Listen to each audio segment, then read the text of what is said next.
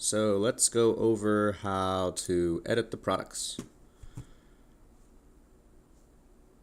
So once you're in the products page, you'll have access to every single product. You can do quick edits to pick categories, add tags, which we're not really using tags, so that's kind of, you don't need to worry about that. Here you can adjust the SKU numbers, the weight, the length, width, and height. And yeah, that's just quick edits. But real editing is a lot more in depth with descriptions and everything else. But I'm sure you already know that. So let me just go ahead and go through the process of adding a new product. That way we're on the same page, and if something is different, then it's still working in the system. So let's go ahead and add, let me go ahead and save that image over here. So we're going to add the early chandelier. I'm going to copy and paste that in here. Move this over here. So early 19th century Empire bronze chandelier. So we got that in there. I'm going to take this description, copy it, and put the product description in here. If you scroll over further, you'll see that there's the short description over here, which is the short description that will pull up on the side of the item and in the actual product search. So we'll just do this. Then of course we can add the product image, which we'll have to upload. We'll just drag and drop. And then we set the product image. And then of course we can add gallery images, which I'll take care of that, and I'll show you how to do it, because I may be using a different plugin for the galleries, because we're going to have the variable images. So let's hold off on the galleries. But here's where it gets a little different. For the products pages to work properly, you're going to have to select the product custom page, and that's where I'm going to set up the different page templates, I guess you could say.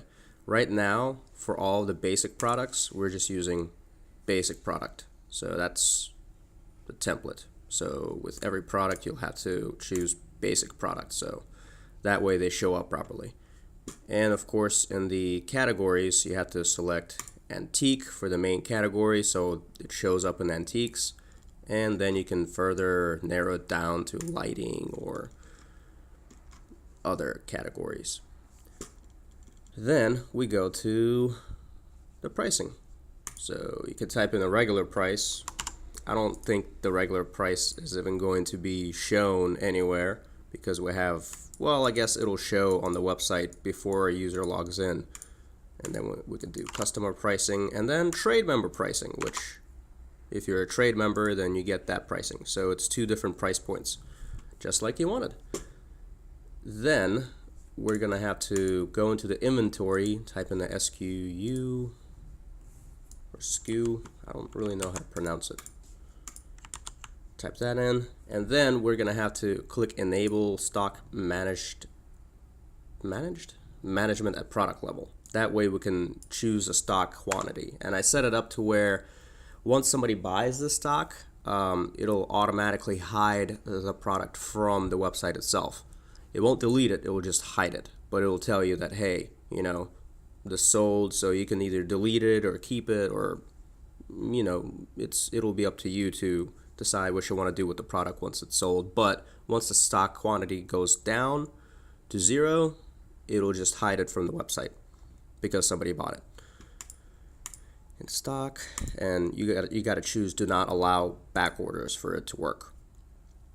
And this isn't really necessary, I don't think, but let's just keep this enabled just in case.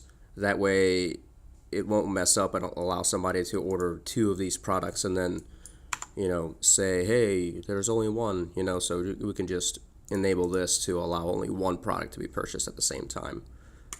Then for shipping, this is technically for shipping, but this information gets pulled in the details, so we can use this for the product details. So we can type in the weight of the product, dimensions, say 45 inches high, 45 wide, tall, and there's no really shipping classes or anything.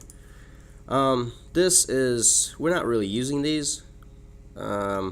Maybe that's an option for the future, but we're not using that. Attributes, that's for variable products, and that's the things that we need to set up, which attributes would be either size or color. I'll make another video explaining how the variable products work, but I need those attributes first to enable all that. And you can also make a purchase note where, you know, it'll send the customer a purchase note once they buy it. But I don't think it's a good idea to do that because it'll already send them, you know, a message saying, you know, you've placed an order. So it's kind of, it might send way too many messages and make somebody angry. So I'd say let's not do that. But it's up to you, of course. So yeah, that's pretty much it. That's for the basic products. I just wanted to show you how to do it. Probably the main thing is this. You know, remember to select the product custom page, which is basic product, for the basic products. The variable ones will have different ones. I know there's going to be, you know, the custom beds you mentioned and the custom or manufactured maison or something, where it had the different finishes.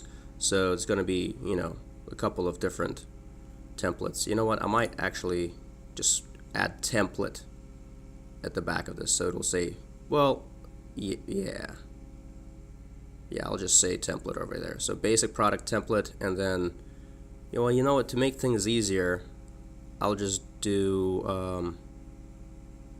I'll put a 1 in front of all of them, that way they show up first. And I'll put basic product template 1, you know, variable product template 1, coffee table template, whatever it is.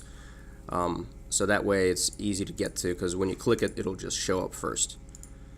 Okay, and then of course, you know, click publish and it'll publish it and add it to the shop. Easy, easy.